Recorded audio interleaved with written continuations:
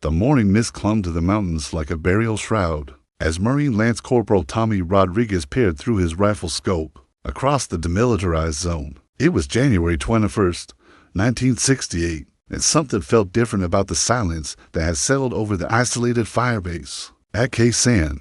The usual sounds of the Vietnamese jungle, chattering monkeys, exotic birds, rustling leaves had vanished, replaced by an ominous quiet that made the hair on the back of his neck stand on end.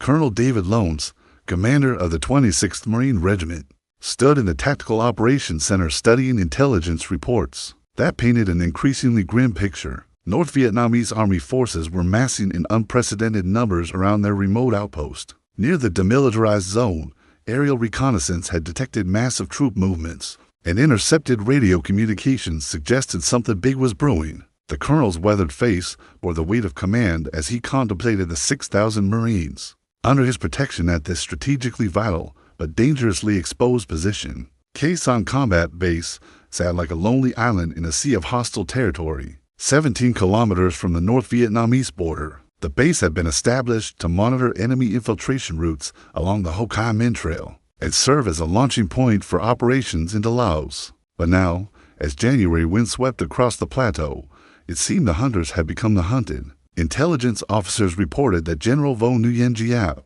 the mastermind behind the French defeat at Dien Bien Phu 14 years earlier, was personally overseeing preparations for what promised to be a massive assault. The first shells began falling at 5:30 in the morning, their whistling descent followed by earth-shaking explosions that sent Marines scrambling for cover. Rodriguez dove into the nearest bunker as mortar rounds peppered the runway, destroying several aircraft and setting fuel dumps ablaze. Black smoke billowed into the gray dawn sky as enemy artillery positioned in the surrounding hills began a systematic bombardment that would continue for 7 to 7 hellish days. According to reports from Time magazine's battlefield correspondents, the initial barrage was unlike anything American forces had experienced in Vietnam up to that point. Master Sergeant William Henderson, a veteran of the Korean War, marshaled his men with the calm efficiency of someone who had seen combat before. But even he admitted privately that this felt different. The enemy wasn't conducting hit-and-run tactics or guerrilla warfare. This was a conventional siege,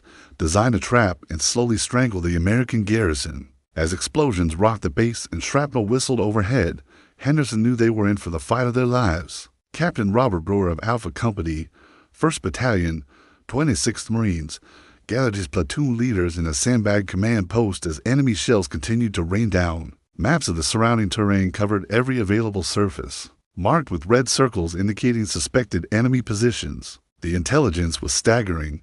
Estimates suggested that between 20,000 and 40,000 North Vietnamese troops were now surrounding their position, supported by heavy artillery, mortars, and rocket launchers positioned in caves and bunkers throughout the mountainous terrain. The siege of Sanh had begun, and every Marine on that isolated plateau understood that their survival would depend not just on courage and training, but on their ability to endure a prolonged test of will against a determined enemy who had chosen this time and place to make a stand that could determine the course of the entire Vietnam War. The second day brought no respite from the relentless bombardment that had transformed Sanh Combat Base into a moonscape of craters and twisted metal. Lieutenant Michael Archer of Bravo Company crouched in his foxhole, counting the seconds between a whistle of incoming shells and their bone-jarring impact. He had learned that anything under 5 seconds meant the round would land close enough to shower him with dirt and debris. Colonel Lones faced an impossible tactical situation. His Marines were effectively trapped in a bowl surrounded by hills that provided perfect observation and firing positions for North Vietnamese artillery crews. Every movement during daylight hours drew immediate fire, forcing most activities to occur under cover of darkness. The single airstrip, vital for resupplying the base, had been rendered nearly unusable by constant shelling, forcing supply aircraft to make dangerous low-altitude drops while taking heavy ground fire. Corpsman 2nd Class James Murphy moved between the wounded in the underground medical bunker, his green utilities stained with blood and mud. The cramped facility, originally designed to handle routine injuries and minor combat wounds, was overwhelmed with casualties from the constant bombardment. Murphy worked by the dim light of battery-powered lanterns, performing triage on Marines who arrived with shrapnel wounds, concussions, and injuries from collapsed bunkers. The sound of incoming artillery never stopped, creating a percussion of terror that tested everyone's sanity. The Marines quickly adapted to their subterranean existence, spending most of their time in reinforced bunkers connected by trenches that offered some protection from the murderous artillery fire. Sergeant First Class Robert Johnson of Charlie Company organized work details to strengthen their defensive positions using sandbags, timber, and corrugated metal salvaged from destroyed buildings. Radio communications with higher headquarters revealed the broader strategic picture. That made their situation even more precarious. General William Westmoreland, commander of Military Assistance Command Vietnam, believed that the siege of Khe Sanh was General Giap's attempt to recreate his victory at Dien Bien Phu, where French forces had been surrounded and ultimately overwhelmed. The parallels were unmistakable. An isolated outpost, surrounded by enemy forces occupying commanding terrain, with limited options for reinforcement or withdrawal. Military historians from the U.S. Army War College would later note that the tactical similarities between Khe Sanh and Dien Bien Phu were deliberately chosen by North Vietnamese strategists to exploit American fears of a similar defeat. The psychological pressure was perhaps worse than the physical danger. Marines who had volunteered for combat found themselves trapped in a siege where individual heroism mattered less than collective endurance. Private First Class David Chen, barely 19 years old and fresh from boot camp at Paris Island, discovered that courage wasn't the absence of fear, but the ability to function. Despite overwhelming terror, every meal might be interrupted by incoming fire. Every attempt to sleep could be shattered by explosions. And every dawn brought the possibility that this would be the day the enemy finally overran their positions. The enemy's tactics became clear as the siege progressed. North Vietnamese forces weren't trying to storm the base in a direct assault. Instead, they were applying steady pressure designed to wear down American morale. While preparing for a final overwhelming attack, patrols outside the perimeter wire encountered increasingly sophisticated defenses, including minefields, booby traps, and well-concealed fighting positions. It became apparent that the enemy had been preparing this siege for months,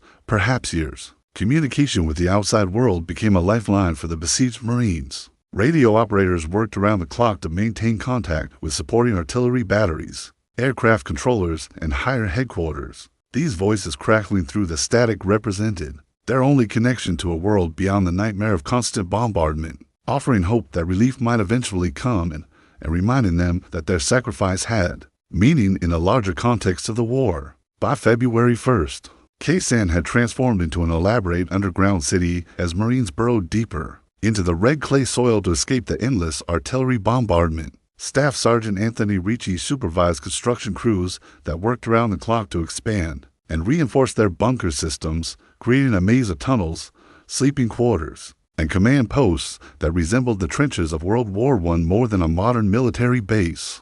The daily routine had settled into a grim pattern dictated entirely by enemy artillery schedules. Marines learned to recognize different types of incoming ordnance by sound, the sharp crack of mortar rounds, the deeper roar of artillery shells, and the distinctive whistle of the massive 122mm rockets that could collapse entire sections of their defensive line. Meals were eaten cold from cans, always with one ear listening for the next barrage. Captain Patricia Williams, one of the few nurses stationed at the combat base, worked 18-hour shifts in the underground medical facility that had been carved out of the hillside. The cramped space reeked of disinfectant, blood, and fear as wounded Marines were brought in on improvised stretchers. The supply situation grew increasingly desperate as enemy fire made normal resupply operations impossible. Transport aircraft attempting to land on the cratered runway faced intense ground fire, forcing pilots to make quick, dangerous approaches that often resulted in crashes or forced landings. Major Robert Flynn,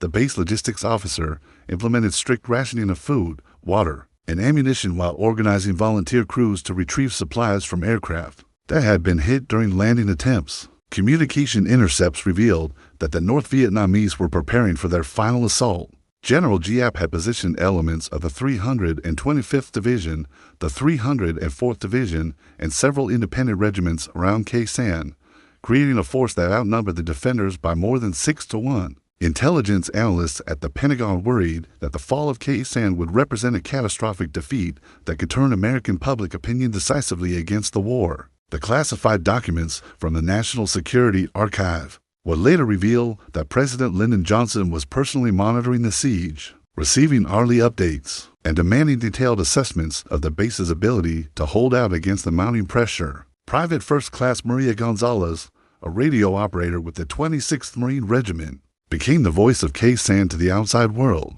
Her calm, professional demeanor while calling in artillery strikes and medical evacuations under intense fire earned her the respect of everyone on the base. Gonzalez maintained communication links with supporting units scattered across South Vietnam, coordinating the massive effort required to keep the isolated garrison supplied and informed about enemy movements. The psychological warfare aspect of the siege became increasingly sophisticated as February progressed.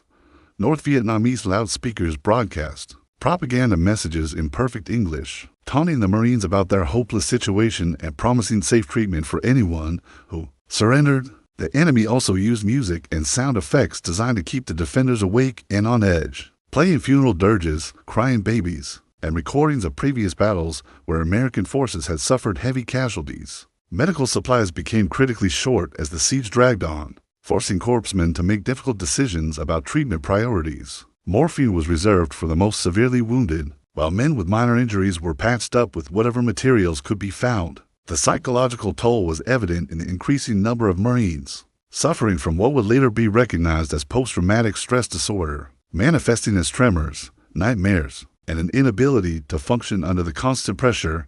The Marines adapted with the resilience that had become their hallmark throughout military history. They created entertainment from whatever materials were available, organized underground classes on topics ranging from military history to automotive repair, and maintained the dark humor that soldiers have always used to cope with impossible circumstances. These small acts of normalcy provided psychological anchors in a world that had been reduced to survival and endurance. February 10th brought a new dimension of terror to the siege, as North Vietnamese gunners began targeting specific buildings and positions with devastating accuracy. Intelligence officer Captain Richard Stone realized that enemy observers positioned in the surrounding hills were directing fire with precision. That suggested detailed knowledge of the base layout. Every bunker, every supply depot, every communication facility had apparently been mapped and assigned target numbers for systematic destruction. The Marines' salvation came from an unexpected source: the massive firepower of the United States Air Force and Navy. Operation Niagara, conceived by General Westmoreland as the answer to enemy artillery superiority, brought together the largest concentration of American air power since World War II. B-52 Stratofortresses flew around-the-clock missions from bases in Guam and Thailand, dropping thousands of tons of high-explosive and incendiary bombs on suspected enemy positions in the hills surrounding Sanh. Forward Air Controller Captain Stephen Blake coordinated these aerial strikes from an exposed observation post on the base perimeter, using binoculars and radio communications to guide fighter bombers on targets that were often within meters of Marine positions. Blake's convoys directing Phantom jets and Corsairs through their attack runs became a source of comfort for the besieged garrison,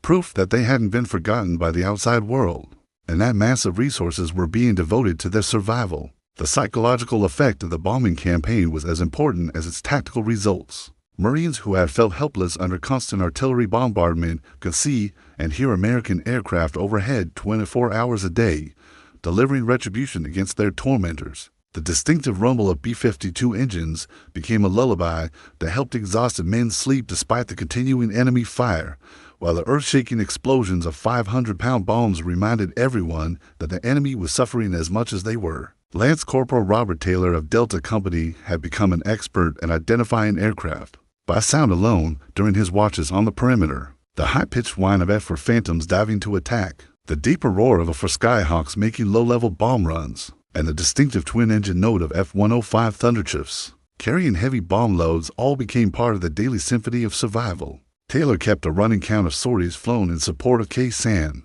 tallying over 3,000 individual combat missions during the month of February alone. According to official Air Force historical records, Operation Niagara represented one of the most intensive bombing campaigns in military history, delivering over 100,000 tons of ordnance in the area around Sanh during the 7-to-7-day siege. The enemy's response to American air power demonstrated their own tactical sophistication and determination. North Vietnamese forces had constructed an elaborate network of caves, tunnels, and underground facilities that provided protection from even the heaviest bombing. Supply routes were moved underground or disguised so effectively that they remain operational. Despite constant aerial surveillance, anti-aircraft defenses forced American pilots to fly at higher altitudes and adopt more cautious tactics, reducing the accuracy of their attacks. Medical Corpsman First Class Daniel Murphy witnessed the daily struggle to evacuate seriously wounded Marines under impossible conditions. Helicopter medical evacuation flights faced intense ground fire during their approaches to the base,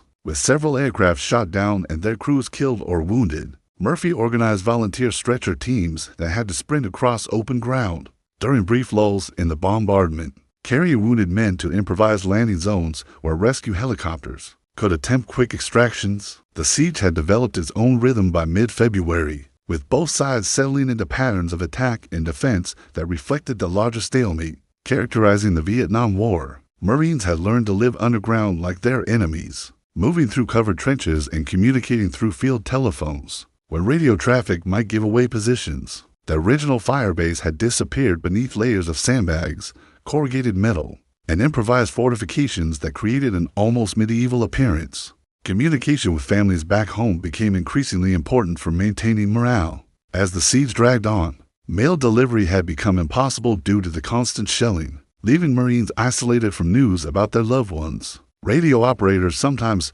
picked up commercial broadcasts from American forces radio stations, providing fragments of news from the outside world that seemed to come from another planet. Compared to their underground existence at Sanh, Colonel David Lones faced the greatest challenge of his military career. As February progressed into its third week with no sign that the siege would end anytime soon, intelligence reports suggested that General Giap was preparing for a massive ground assault timed to coincide with the Tet holiday, when traditional Vietnamese culture called for new beginnings and decisive action. Lones knew that his Marines were approaching the limits of human endurance. After nearly a month of constant bombardment and psychological pressure, the command structure at Sanh had adapted to the unique requirements of siege warfare. Through necessity and innovation, Major Thomas Clark, the executive officer, established multiple backup command posts connected by buried telephone lines to ensure continuity of leadership if the main tactical operations center took a direct hit. Every order had to account for the possibility that half the unit might be casualties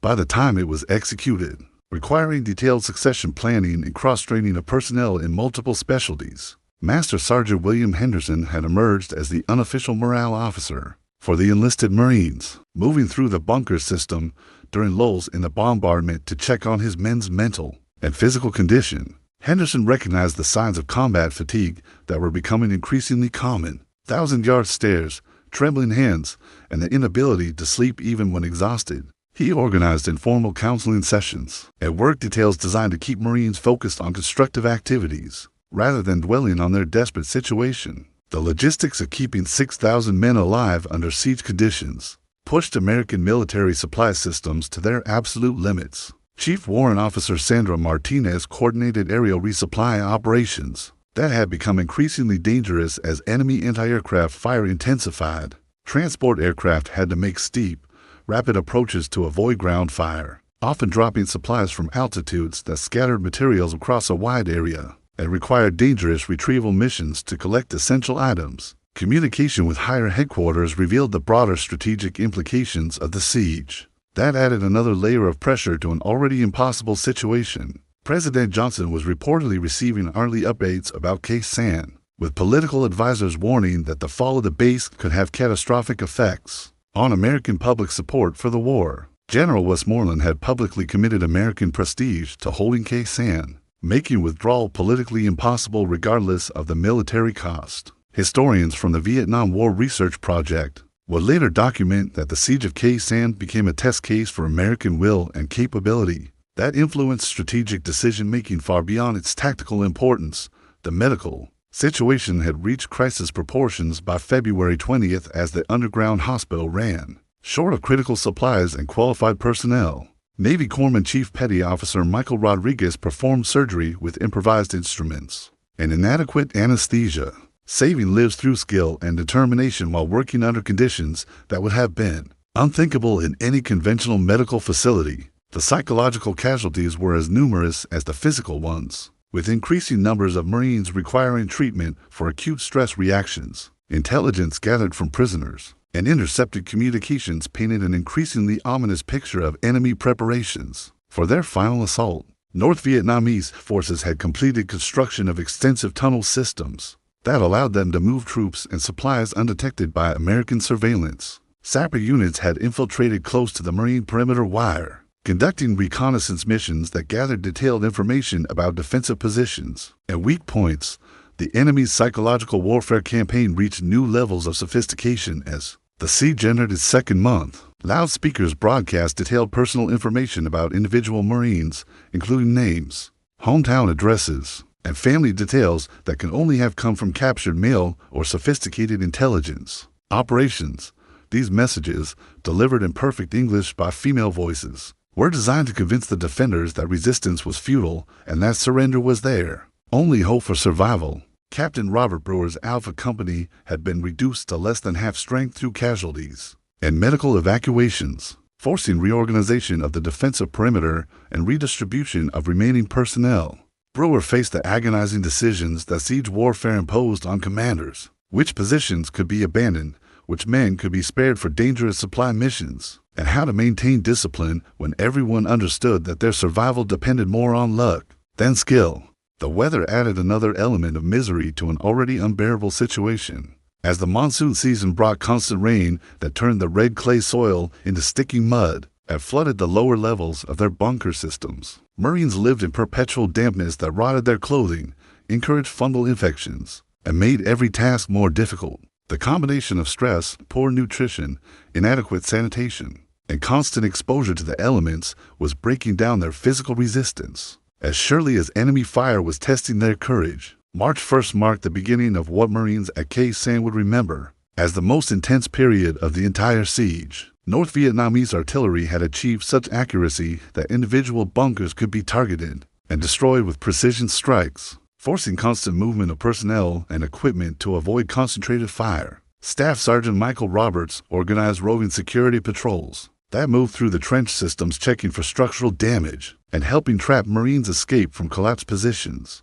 The arrival of March also brought intelligence reports that General Giap was positioning his final assault forces for what appeared to be an imminent ground attack. Aerial reconnaissance detected massive troop movements in the hills surrounding Sanh, with estimates suggesting that over 40,000 enemy soldiers were now within striking distance of the base. Colonel Lones issued orders for all Marines to maintain maximum alertness and prepare for the battle that would determine whether their 2-month ordeal would end in victory or catastrophic defeat. Private First Class Tommy Rodriguez had been promoted to squad leader after his original leader became a casualty during a mortar attack in late February. At 19 years old, Rodriguez found himself responsible for 12 Marines whose survival depended on his decisions about defensive positions, patrol routes, and supply distribution. The weight of command in siege conditions was unlike anything taught in leadership schools, requiring constant adaptation to circumstances that changed with each enemy bombardment. The psychological pressure reached breaking points for many Marines. As the siege entered its third month with no end in sight, Corpsman Second Class James Murphy treated increasing numbers of men suffering from acute stress reactions, combat fatigue, and what military psychiatrists were beginning to recognize as severe trauma disorders. Murphy's Underground 8th Station had become a refuge for Marines who needed brief respites from the constant terror, offering whatever comfort could be provided with limited resources and inadequate facilities. Communication with the outside world provided both hope and frustration. As news filtered in about the broader course of the Vietnam War, the Tet Offensive had begun throughout South Vietnam, with enemy forces attacking major cities and military installations in a coordinated campaign. That seemed to validate fears that Sanh was part of a larger strategy to inflict decisive defeats on American forces. Radio broadcasts from Hanoi claimed that the siege was succeeding beyond expectations and that American casualties were mounting catastrophically. According to classified reports from the Defense Intelligence Agency, North Vietnamese propaganda broadcasts specifically mentioned Sanh as proof that American forces could be trapped and destroyed through superior strategy and determination.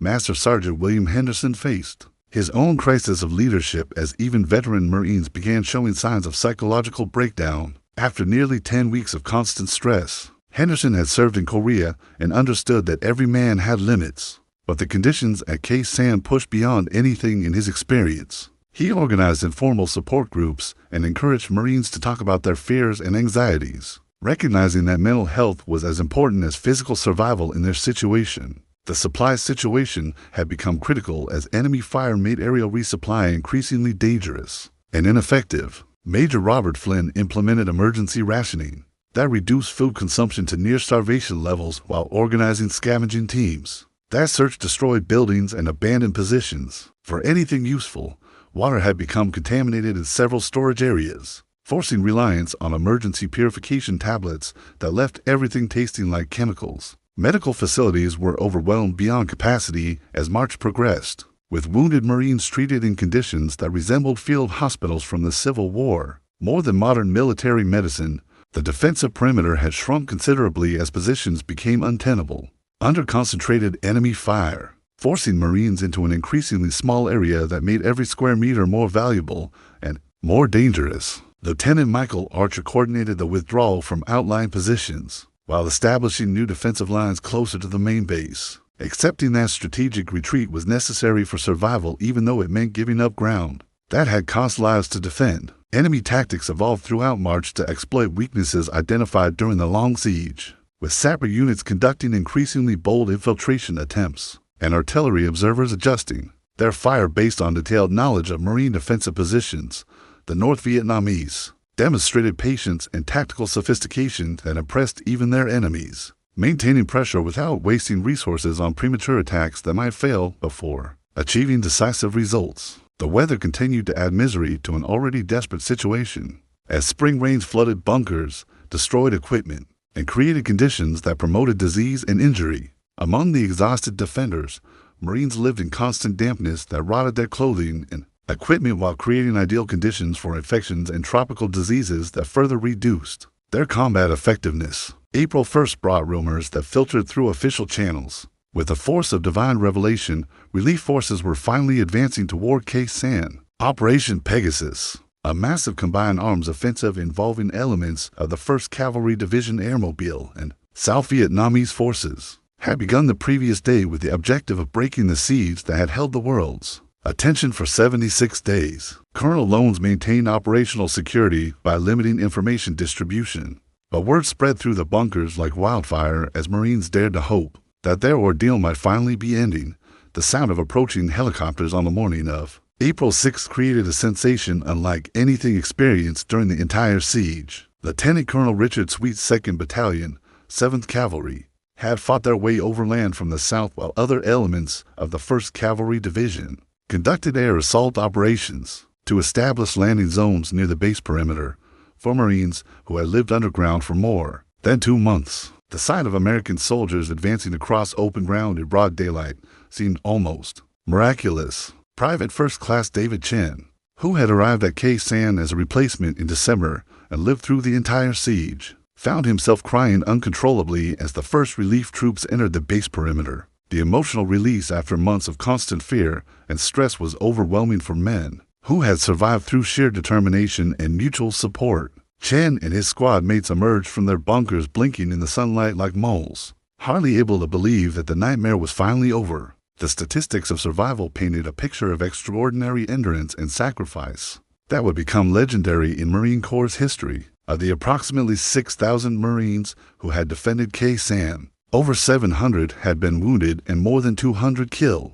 During the 7-day siege, the base had absorbed over 100,000 rounds of artillery, mortar, and rocket fire while returning destruction through Operation Niagara. That dropped over 100,000 tons of bombs on enemy positions surrounding the valley. Master Sergeant William Henderson supervised the evacuation of Marines who were too physically or psychologically damaged to continue combat operations, ensuring that wounded men received priority for medical transport while maintaining security until all personnel could be safely withdrawn. Henderson's leadership throughout the siege had exemplified the Marine Corps' values of honor, courage, and commitment under conditions that tested the limits of human endurance. Military historians from the Marine Corps' Historical Division would later conclude that the defense of Sanh represented one of the most successful defensive operations in American military history, demonstrating the effectiveness of combined arms operation and the fighting spirit of individual Marines under extreme adversity. The aftermath of the siege revealed the full extent of North Vietnamese casualties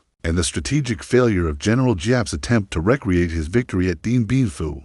Intelligence estimates suggested that enemy forces had suffered over 10,000 killed and wounded during their failed attempt to overrun the base, losses that significantly damaged several elite North Vietnamese divisions and validated American tactical doctrine under siege conditions. Colonel Lones addressed his Marines one final time before the base was abandoned, as part of a broader strategic redeployment of American forces in the region. His simple words captured the essence of what they had accomplished together. They had faced overwhelming odds with courage, supported each other through impossible circumstances, and proven that American fighting men could not be broken by enemy action regardless of the pressure applied against them. The evacuation of Sanh combat base proceeded throughout April, as Marines and their equipment were transported to new positions, better suited to the evolving nature of the Vietnam conflict. Many of the men who had endured the siege would continue serving in Vietnam, carrying with them experiences that had forged unbreakable bonds of brotherhood